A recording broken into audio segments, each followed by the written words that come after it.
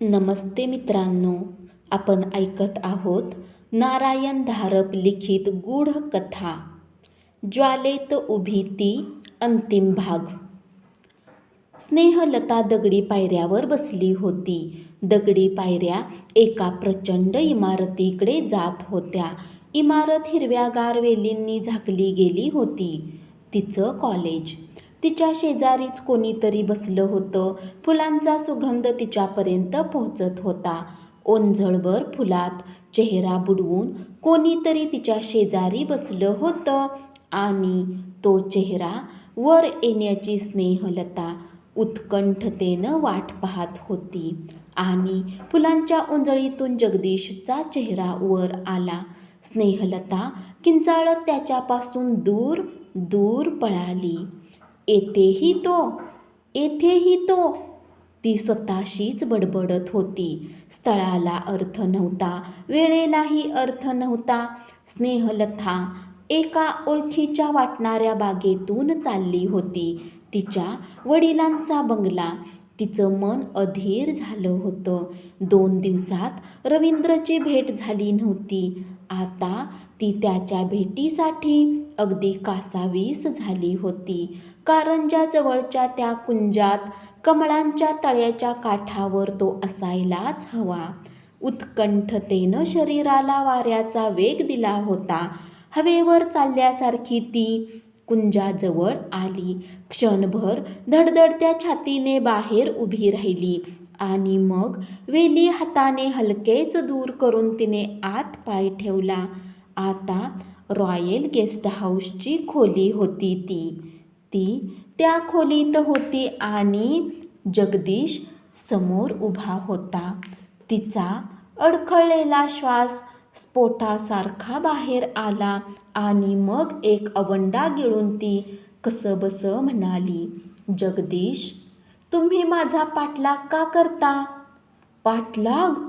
वेडी आहे स्नेहल, तुला कळलं नाही का? काय? ती दबलेल्या आवाजात म्हणाली, येथे कोणी काही करत नाही. सर्व गोष्टी आपोआप होतात. त्याचे शब्द फुतकरल्यासारखे फेकले जात होते. माझ्या मृत्यूपासून मी येथेच आहे. स्नेहल, मृत्यूच्या क्षणापासून. 18 वर्ष, ती जवळजवळ स्वगतच म्हणाली. 18 वर्ष? नाही तर 18 शतके, नाही तर 18 सेकंद. वेळेला आता काय अर्थ आहे? वेळ आपल्यासाठी केव्हाच थांबला आहे स्नेहल. वेळ जिवंत लोकांसाठी असतो. आणि मग एका हलक्या वाईट आवाजात म्हणाला, तुझी वाट पाहत होतो स्नेहल. माझी वाट? इथं कशासाठी जगदीश? कशासाठी? आपण या खोलीत कशासाठी येत होतो? ती जवळजवळ किंचाळलीच. हो, त्याशिवाय इतर काही नाही. पण का?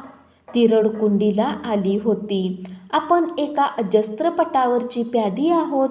आपल्या मर्यादात आपण हलत असतो, कारण आपल्यासाठीच नाहीत. नको नको जगदीश, मी तुमच्या पाया पडते. त्याचा चेहरा आणखीनच विकृत झाला.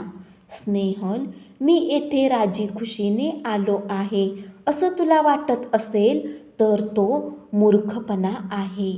मलाही येथे येणं भाग पडलं. पण का? तू एक पाप केलंस. त्या पापाच्या खाईत मलाही ओढलं आहेस.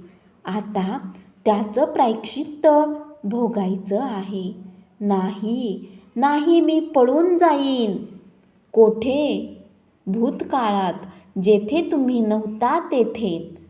स्नेहलता अंगणातल्या वृंदावनापाशी उभी होती. वाट पाहत उभी होती. तिच्या वडिलांची यायची वेळ झाली होती. मनात एक द्वैत होतं. आज होती, शंका होती आणि आशाही होती. तिच्या आठवणीतला हा सर्वात मागचा प्रसंग होता. तिच्या आठवणीतला हा तळ होता. हा शेवट होता. येथपर्यंत तो पोचणं शक्य नव्हतं. तिला आशा होती. मोठे दार करकरत उघडले. स्नेहलताचे डोळे समोरचं नीट पाहीनातच तिला चक्कर आल्यासारखी वाटत होती. नजर पुन्हा साफ झाली तेव्हा तिला दिसलं की काळ्या कोटातलं कोणीतरी दार लावीत आहे आणि मग ती व्यक्ती तिच्याकडे वळली. तो जगदीश होता आणि तो रॉयल गेस्ट हाऊसमधील खोलीचं दार लावीत होता. तुला सांगितलं ना स्नेहल, यातून सुटका नाही. त्याचा आवाज विलक्षण कडवट झाला होता. हतबद्ध झालेली स्नेहलता विस्फारलेल्या डोळ्यांनी त्याच्याकडे पाहत होती. तिचा शेवटचा प्रयत्नही फसला होता. शेवटची आशा मावळली होती. सुटकेची वाट बंद झाली होती. तिची नियती तिच्यासमोर उभी होती आणि मग तिच्या शरीराबाहेरची कोणती तरी शक्ती तिला जगदीशकडे खेचू लागली. अविरोध निर्घुण शक्ती.